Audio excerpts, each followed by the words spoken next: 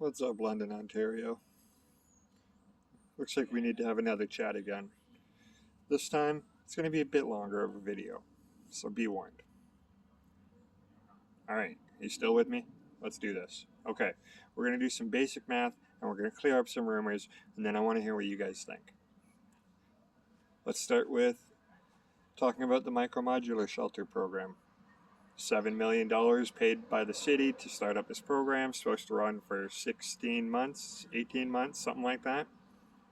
And it is, contrary to popular belief, not a sober living facility. People who are going there are fresh off the streets, still in a state of active addiction, still in a state of active trauma from being on the streets, probably still have extreme amounts of unresolved trauma, which is what led them to being to the streets, and or extreme poverty. Many different reasons why somebody's on the streets. But this micro shelter program, 70 beds, that's going to be important. 70 beds opened up by our city for people fresh off the streets into a micro shelter. Now, those of you familiar with the More Than Just a Roof micro shelter plan that I've been pitching to this city for years now, if you've seen any of that, you would know that that is meant to be a sober living facility. Specifically because you need extremely high levels of support when dealing with people in active addiction. I've seen that working in the shelter systems that I've worked in. Running winter response emergency overnight places, working in the men's mission, being out on the streets doing street outreach. I know for a fact that it is difficult for anybody to go straight from the streets into a housing arrangement safely. I've seen that all the time when I was a building manager too. And that's going way back 10 years now, where we ran some of the cheapest, most ghetto apartments in the city. And people would come in, they were still in a street state of mind.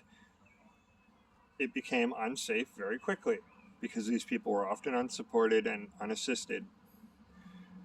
You need to be doing multiple checks a day when you're running a shelter site that has people in active addiction in it.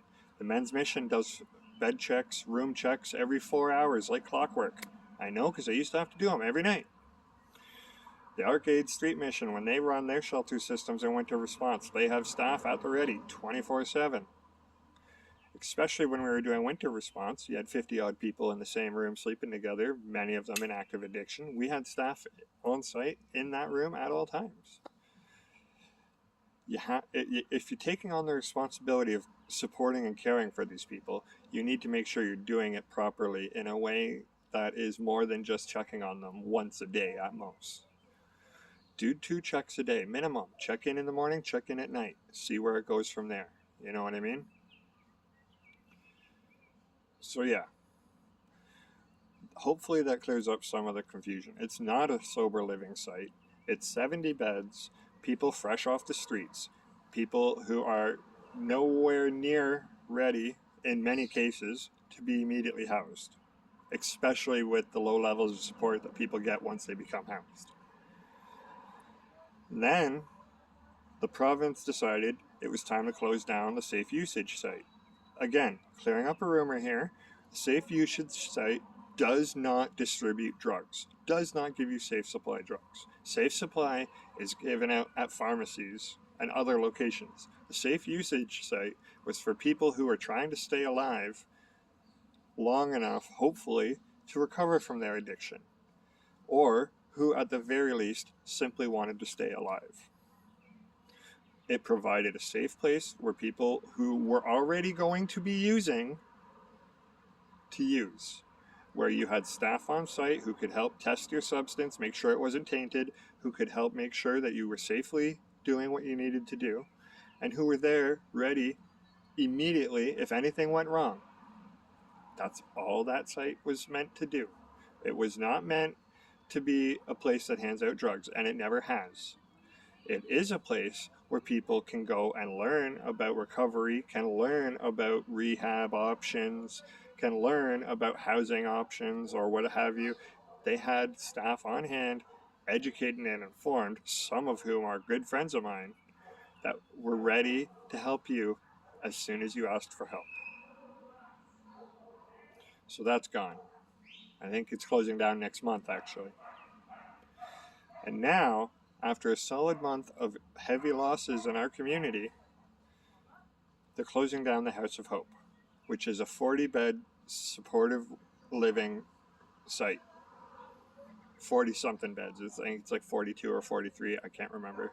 But anyway, I personally, and many other frontline workers and outreach workers and support workers, have watched people enter the House of Hope and begin to get their shit together. These people started taking their medications on a regular basis properly. These people started eating more than one meal every couple days, or one meal a day at most.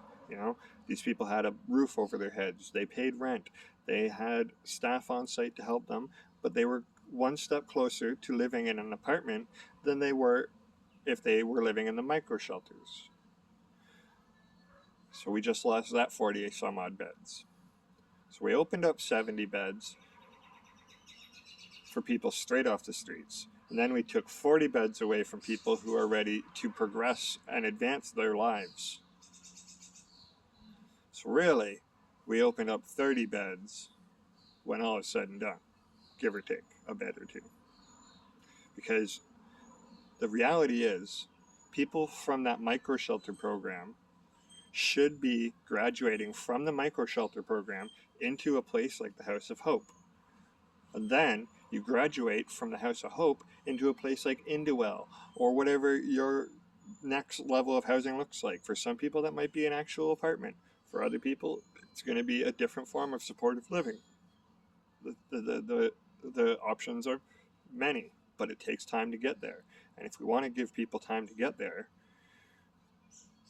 have them work their way up, especially so that you end up with somebody who goes into an apartment when they are ready. So you don't end up with people like the ones that I had to live with over the last year, who came, got an apartment fresh out of the Salvation Army shelter.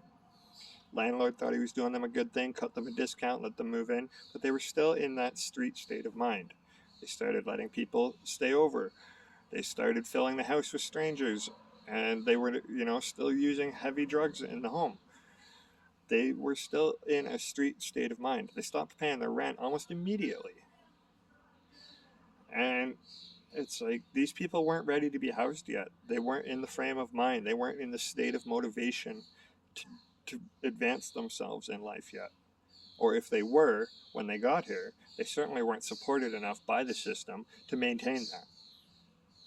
It's not a failure of the person, it's a failure of the system.